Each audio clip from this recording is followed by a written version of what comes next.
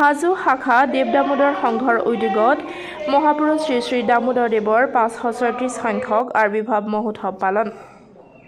কামৰূপ জিলাৰ তীৰ্থনগৰী হাজোৰ ঐতিহাসিক শ্ৰী শ্ৰী হয়গ্ৰীৱ মাধৱ দুমুঠাৰগুৰিত সদৌ অসম দেৱ দামোদৰ সংঘৰ অন্তৰ্গত কামৰূপ জিলা দেৱ দামোদৰ সংঘৰ স্বীকৃতিপ্ৰাপ্ত হাজো শাখা দেৱ দামোদৰ সংঘৰ উদ্যোগত আৰু হাজো ৰাইজৰ সহযোগত মহাপুৰুষ শ্ৰী শ্ৰী দামোদৰ দেৱৰ 536 সংখ্যক আবিৰ্ভাৱ মহোৎসৱ ভাগি দিনজোৰা বৰ্ণাঢ্য কাৰ্যসূচীৰে পালন কৰা হয়। সেই অনুসৰি পুৱা পতাকা উত্তোলন কৰে দেৱ দামোদৰ সংঘ হাজো শাখাৰ সভাপতি নৱ কুমাৰ শৰ্মাই। ইয়াৰ পাছতেই শ্ৰী শ্ৰী মহাবিষ্ণু স্মৰণ বন্দন অৰ্চন হোমাদিকৃত ভাগৱত পাঠ আৰু মুকলি সভা অনুষ্ঠিত হয়। সভাত বিশিষ্ট অতিথিৰ আসন অলংকৃত কৰি ক্ষেত্ৰী ডিমৰীয়া মহাবিদ্যালয়ৰ অসমীয়া বিভাগৰ প্ৰবক্তা ডক্টৰ পংকজ নমশূদ্ৰই দেৱ দামোদৰ গুৰুজনাৰ আদৰ্শৰাজিক শ্ৰদ্ধাৰে স্মৰণ কৰে। সভাত নিৰ্দিষ্ট বক্তাৰ ভাষণ আগবঢ়াই হাজো দেৱ দামোদৰ সংঘৰ প্ৰাক্তন সভাপতি মদন দাসে। ইয়াৰ পিছতেই হাজো আঞ্চলিক মহিলা ধৰ্মালোচনী সভাৰ আই মাতৃসকলৰ নাম সমাৰোহ সমূহীয়া শান্তি মাহ প্ৰসাদ ভোগ বিতৰণেৰে অনুষ্ঠানৰ সামৰণি পৰে বুলি জানিবলৈ দিয়ে আয়োজক কমিটিয়ে। আজি শ্ৰী শ্ৰী দামোদৰ দেৱৰ 537তম আবিৰ্ভাৱ মহোৎসৱ সমগ্ৰ অসমতে আজি এই আবিৰ্ভাৱ মহোৎসৱ পালন কৰা হৈছে। তেওঁ বৈষ্ণৱ ভাগৱতী ধৰ্মৰ এখন নাম ধৰ্মৰ প্ৰচাৰ কৰিছিলে। মহাপুৰুষ শংকৰদেৱ মাধৱদেৱৰ লগতে তেওঁ সমগ্ৰ ভাৰতবৰ্ষও তেওঁ ভ্ৰমণ কৰিছিলে আৰু তেওঁৰ যিবিলাক অনুগামী আছিল তেওঁলোকক দামোদৰী ধৰ্মৰ পন্থা বুলি কোৱা হয়। আৰু আজি আমি গৌৰৱে ক'ব বিচাৰিছোঁ এই হাজোতেই তেওঁৰ বংশধৰ জন্মগ্ৰহণ কৰিছিলে।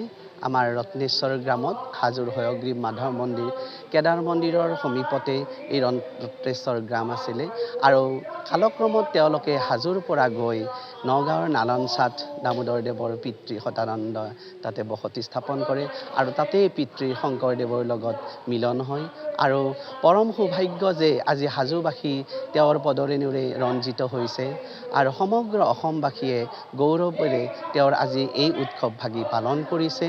আমিও ভাগৱতী বৈষ্ণৱ ধৰ্মৰ এই পন্থাৰে আগুৱাই আমি সমগ্ৰ অসমবাসীৰ লগতে ভাৰতবাসীৰ তথা বিশ্ব দৰবাৰত তেওঁৰ ধৰ্মপন্থা প্ৰচাৰ কৰিব লাগে।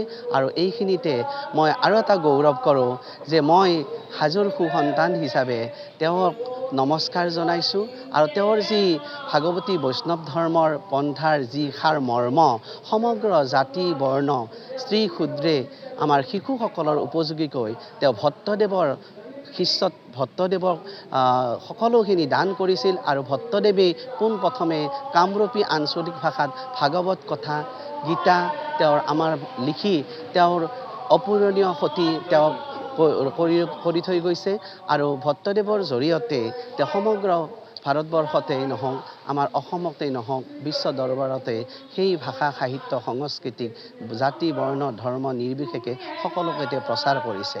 আজি ভাল লাগিছে যে সমগ্ৰ অসমতে আমাৰ 280ৰো অধিক দামোদৰীয় সত্ৰ স্থাপন হৈছে আৰু আগতকৈ বহুত উন্নত হৈছে। এই ধৰ্মৰ পন্থাৰ ভাগৱতী বৈষ্ণৱ ধৰ্মৰ যিটো পন্থা এই পন্থাৰ যিবিলাক বৈশিষ্ট্য উদ্দেশ্য আদৰ্শ আমিও আগুৱাই লৈ যাবৰ কাৰণে আপ্ৰাণ চেষ্টা কৰিছোঁ। আজি সেয়েহে আজি হয়গ্ৰীৱ মাধৱ মন্দিৰৰ এই দুমুঠাৰ গুৰিত আজি তেওঁৰ 537তম আবিৰ্ভাৱ মহোৎসৱ ভাগি পালন কৰিবলৈ যোজা কৰা হৈছে। ভক্তপ্ৰাণ আহি পাইছে আৰু আমাকো অভাগাজনক আজি নিমন্ত্ৰিত অতিথি হিচাপে ইয়াতে নিমন্ত্ৰণ জনাইছে। তেওঁ দুই এষাৰ ক'বৰ কাৰণে আপ্ৰাণ চেষ্টা কৰিম। সেয়েহে পুনৰবাৰ দামোদৰ দেৱৰ শ্ৰীচৰণত সেৱা জনাই মোৰ ক'বলগীয়াখিনি সামৰণি মাৰিছোঁ। কৃষ্ণ।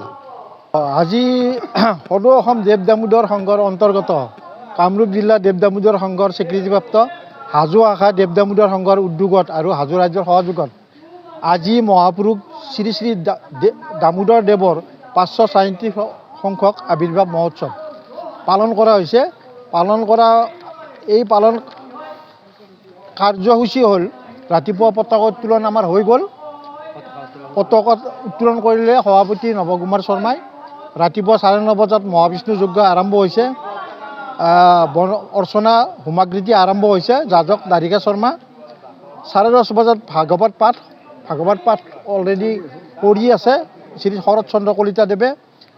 এতিয়া 10:30 বজাত আমাৰ মানে এখন সভা হ'ব। সভাত বিশিষ্ট অতিথি ডক্টৰ পংকজ নমশূদ্ৰ, প্ৰবক্তা অসমীয়া বিভাগ, ডিমৰীয়া মহাবিদ্যালয়, আৰু নিৰ্দিষ্ট বক্তা মদন চন্দ্ৰ দাস, সভাপতি হাজো, প্ৰাক্তন সভাপতি হাজো দেৱ দামোদৰ সংঘ।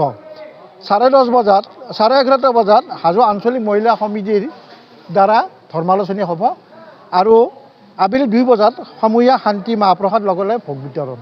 এইখিনিয়ে আজি আমাৰ কাৰ্যসূচী। হাজোৰ পৰা অনামিকা কলিতাৰ ৰিপৰ্ট, ডেমক্ৰেটিক আছাম।